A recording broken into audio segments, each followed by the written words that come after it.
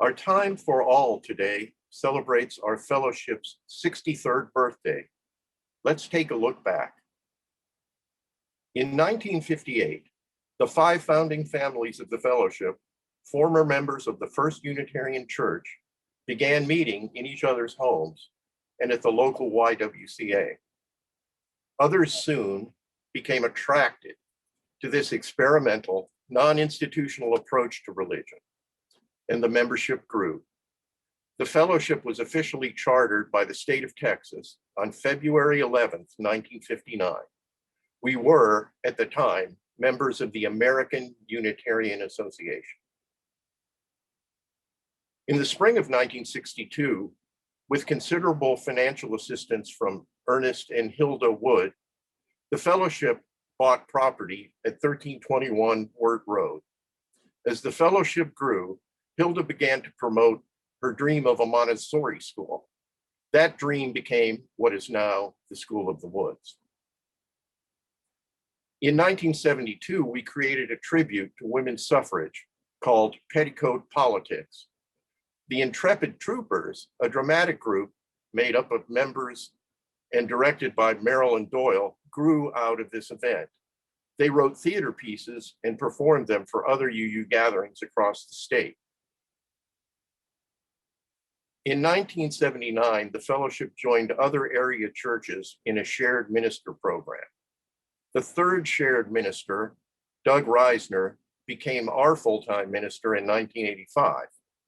In 1988, when Doug accepted a call to another church, we voted to be intentionally lay-led.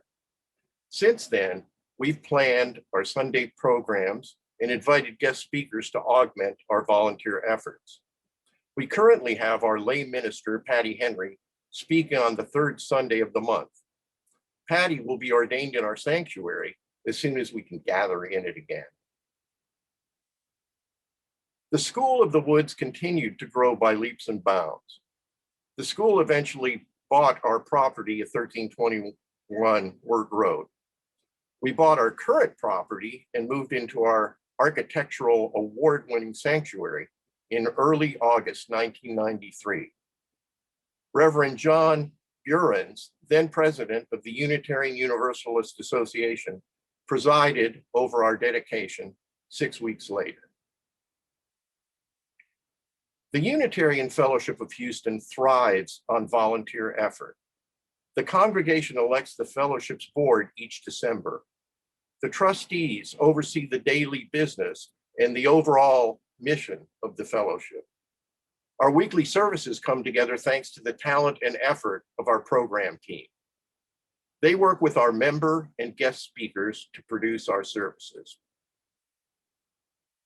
Since we moved into our current home, we've taken on many activities for our members, friends, and the community. We host large-scale events, such as the annual Houston UU Music Fest. We actively support other charitable organizations from our immediate neighborhood to the greater Houston area. These include Memorial Assistance Ministries, or MAM, where we donate to families in need by putting together family home care packs, donating to the Back to School Uniform Program, and contributing to the Christmas Share Project. The East Spring Branch Food Pantry, which gives free food to area families in need. Hatch Youth, dedicated to empowering LGBTQIAA and allied youth, ages 13 to 20, to become positive contributors to society. They offer these young people a safe social environment, role models, and peer support, and education. The Chinese Community Center, a multi-ethnic organization that serves all Houstonians. To quote, "Our mission is to bridge East and West by enriching families with educational, cultural, and social service programs. We serve diverse cultures, diverse generations, and diverse needs. Our staff speaks English, Mandarin, Cantonese, Vietnamese, and Spanish." The Center for the Healing of Racism believes that the human race is essentially one and that racism is a learned behavior that can be unlearned. through education, dialogue, healing, and empowerment, leading to transformation. Turning Point, which helps elderly homeless individuals ages 50 and above to get back on their feet and re-enter society as independent, self-sufficient, and productive citizens. The fellowship prepares a meal once a month for the residents. Other group activities include the Sunday Forum, a discussion of current topics of interest that meets every Sunday, currently over Zoom, at 10 a.m. We also host the Chalice Circle, a safe space for sharing ideas on personal, philosophical, and spiritual growth. We also host the Fellowship Book Club, which meets the second Tuesday of each month at 10:30 a.m. on Zoom. Many other social events take place at the fellowship. A favorite, before COVID and hopefully to be resumed soon, is the Potluck Lunch, held on the first Sunday of every month after the service.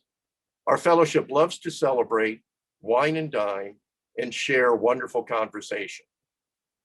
Another important event, the annual auction, is a major fundraiser for us and a wonderful opportunity to enjoy good food and lively company. We are the fortunate inheritors of the vigorous, committed leadership of many people who have woven a rich tapestry of history. Our founders have left us a substantial legacy upon which to build. On our 63rd anniversary, we find ourselves in the midst of considerable change, not only outside the fellowship, but also within it. The changing fabric of society affects every aspect of our lives. Our fellowship finds itself having to change with it. These changing circumstances pose many challenges to keep us vibrant and relevant to those seeking a unique spiritual home. It's a spiritual home where we not only talk the talk of the 8 UU principles, but where we also strive to walk the walk and live out those same principles. We have a wonderful past. That past informs the fellowship's present and lights our path to the future. Happy 63rd anniversary to us and many, many more. And now, let's welcome our speaker, Harold Rud. Good morning. Before I start, I want to give a shout out to Helena Torres, who helped me collaborated on this design for this t-shirt that I'm wearing this morning in honor of our 63rd birthday. It's got our name on it, address, a picture of Ernest Woods, and then our slogan, side with love. Thank you, Helena. On the anniversary of founding of this fellowship, some 63 years ago, I want to turn to a member that joined the fellowship at its infancy, one who had laid much of the groundwork for the culture of this lay-led fellowship we know today. I have spoken before about Ernest Woods, giving a brief summary of his beginnings in England, his 35 years in India, gaining some fame and traveling the world. He became the head of the Asian Studies in San Francisco and eventually settled in Spring Branch, Texas with his wife, Hilda. While lecturing at a local YMCA, he became engaged with a group of people that he considered admirable and found them to be like-minded. This group consists of members of the fledgling Unitarian Fellowship of Houston, who regularly met at the YMCA. This is not a surprise after reading a little from Ernest Woods' 43 published books that he would be associated with a fellowship. In the book, The Intuition of Will, he writes, "All things are to be understood in large and generous ways. Reverence is due to all living beings as part of our great web of existence, and be treated with courtesy, consideration, respect, and perfect tolerance." Today we hear this and we may immediately think of the UU 7 principles and perhaps think nonchalantly that this is nothing new. But then consider that Ernest wrote this in 1926, close to a century ago. And along with his 35 years in India, studying from gurus and yogis, these are lessons that have echoed by word of mouth for centuries until it was written down in Sanskrit. Ernest was venerated for his knowledge of the Indian culture and subtleties of the language. This made his translations so compelling. For example, when he speaks of an English governor departing from India, he states that the Indian counterpart says of the English governor that he was cool to the Indian people. As Westerners, we may think that to be insulting, as being cool to somebody may refer to being indifferent or standoffish. But as Wood points out, in warmer climates, such as India, this refers to making room for someone in the shade where they can be comforted from an oppressive sun, to be cooler, much as we would ask someone to share the warmth of our hearth. As seekers of truth, these words can become profound. He writes about the soul, not in the context of a part of you that transforms and goes to an afterlife when we die, but of the deepest, most sanctions of ourself, where core beliefs of ourself lie. As I've become more aware of Ernest Woods, his importance to the fellowship, in my perspective, has been elevated. From recognizing him on a simple portrait in our foyer to rock star status in my mind. As a fellow member of the fellowship, I'm beginning to like this guy. But Ernest would have deflected the praise and warns that it is the lazy man that follows and does not recognize the God in themselves.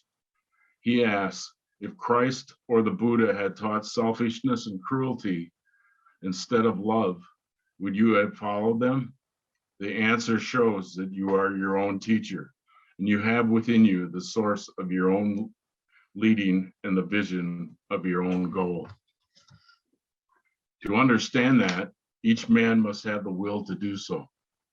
In really realizing the will, Ernest explains that man has three necessities. One, man wants the world.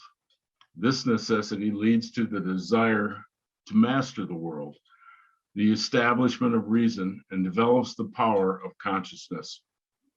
Two, man wants you.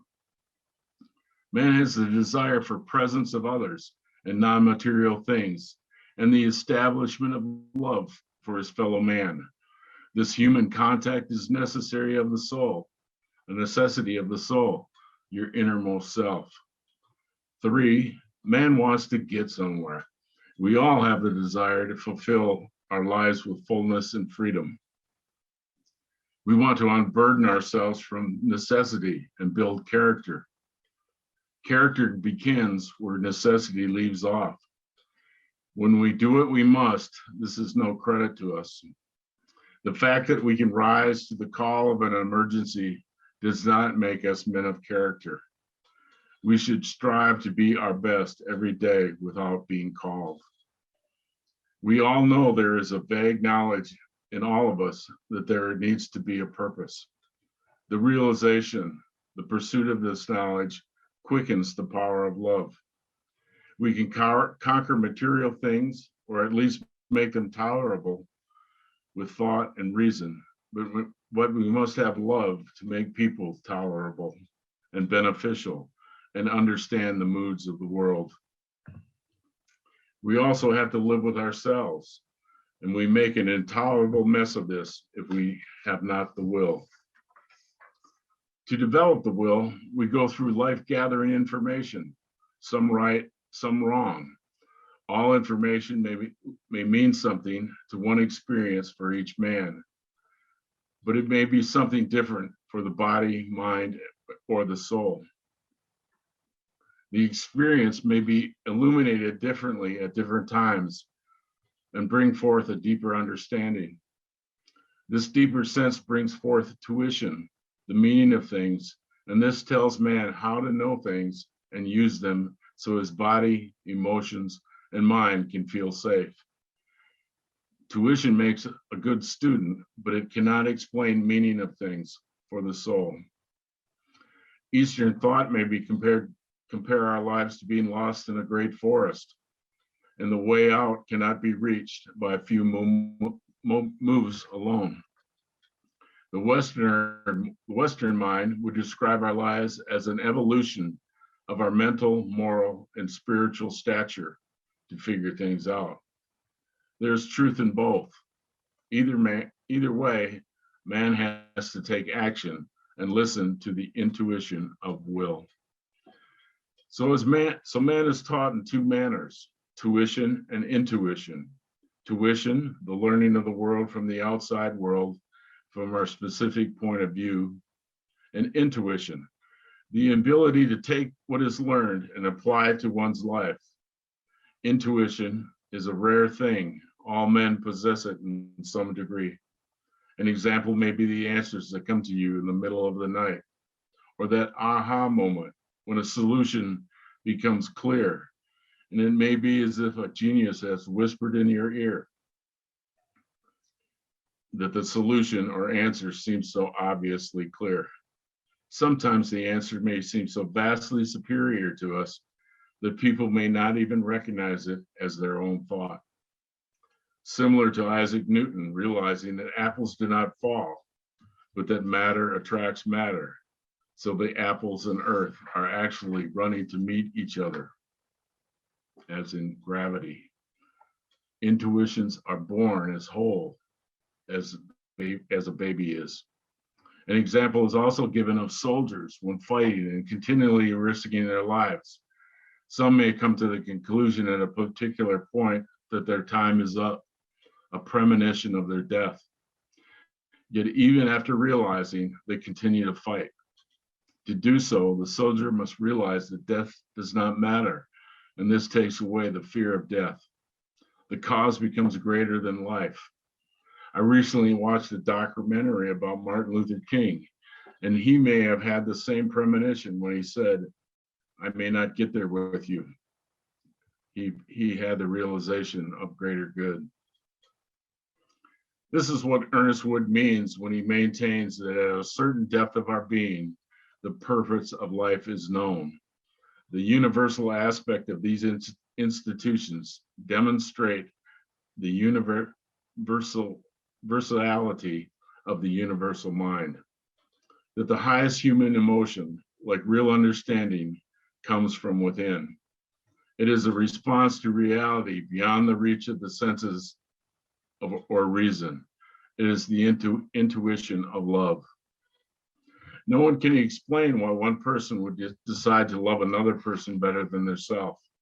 This is a hard concept to accept.